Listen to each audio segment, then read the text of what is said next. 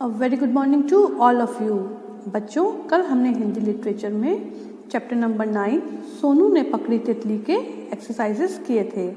आज हम उसी चैप्टर को आगे बढ़ाते हुए उस चैप्टर की भाषा की बात मतलब कि लैंग्वेज स्किल के बारे में बात करेंगे।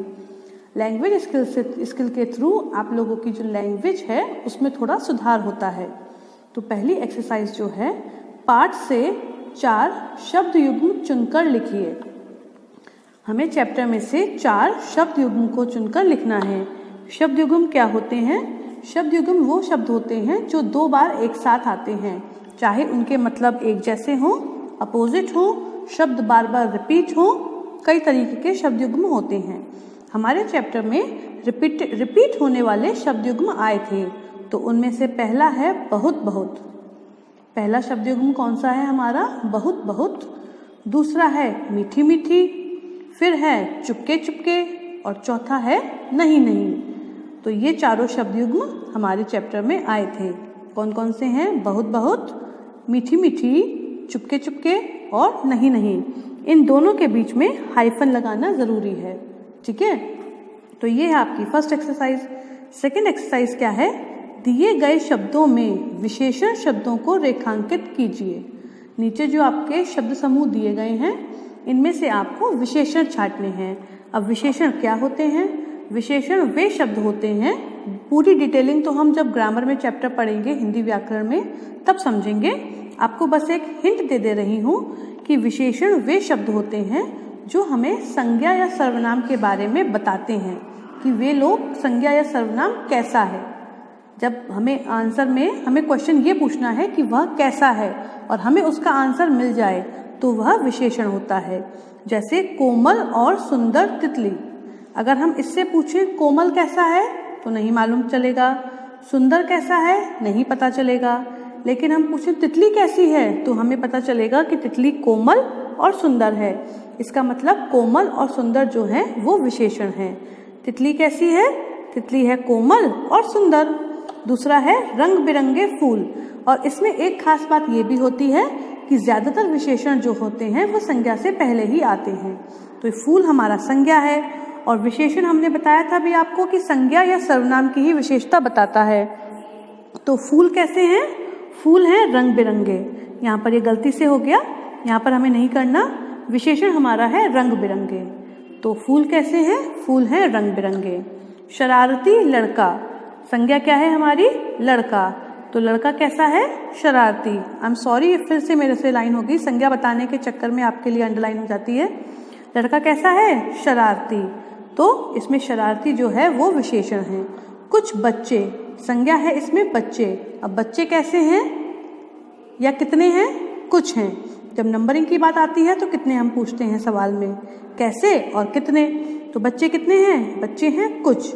तो कुछ हमारा सर्वनाम विशेषण हो गया। अगला है सुंदर बगीचा। अब संज्ञा इसमें है बगीचा। अब बगीचा कैसा है? बगीचा है सुंदर।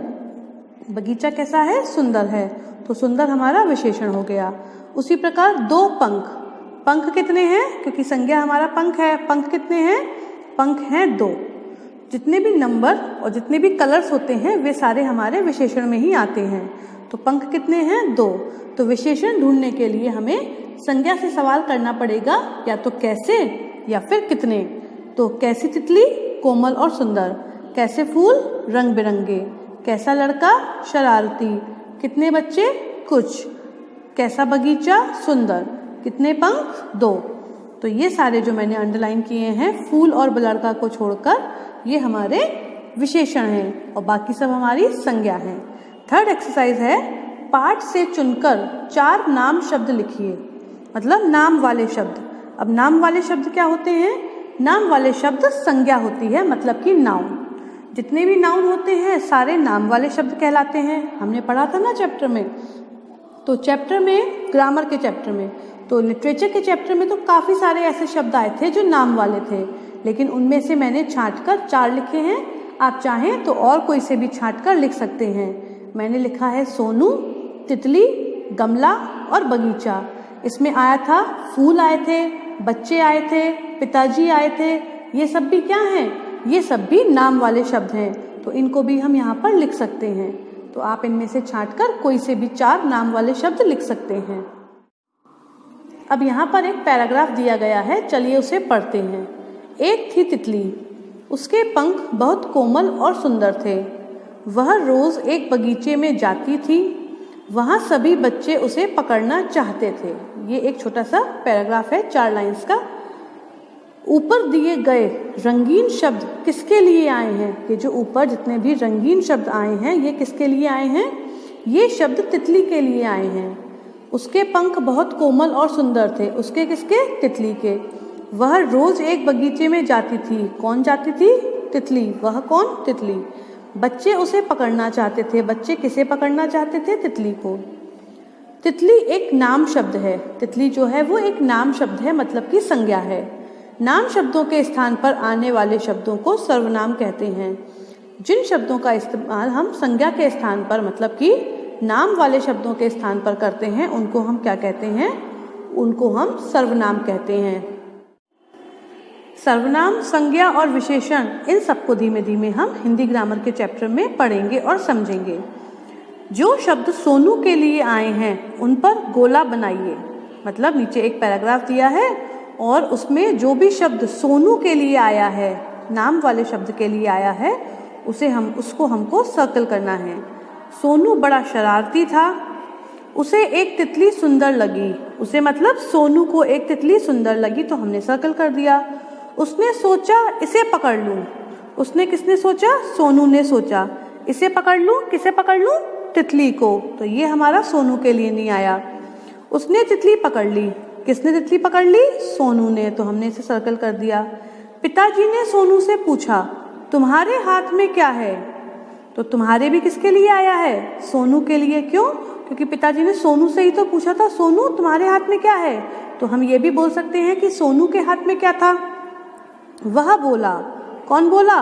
सोनू बोला, तितली है, मैं इसे धागे से बांधकर उड़ाऊंगा। सोनू ने क्या कहा? कि तितली है और मैं, मतलब सोनू इसे धागे से बांधकर उड़ाएगा।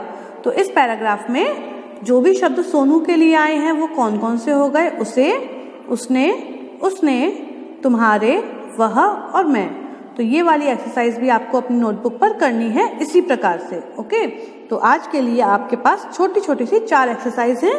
पहली शब्द युग्म वाली, दूसरी विशेषण वाली, तीसरी नाम शब्द वाली और चौथी सर्वनाम वाली। ठीक है, तो ये आपकी लैंग्वेज स्किल की एक्सरसाइजेज हैं जो आपको अपनी नोटबुक पर करनी है। Good bye.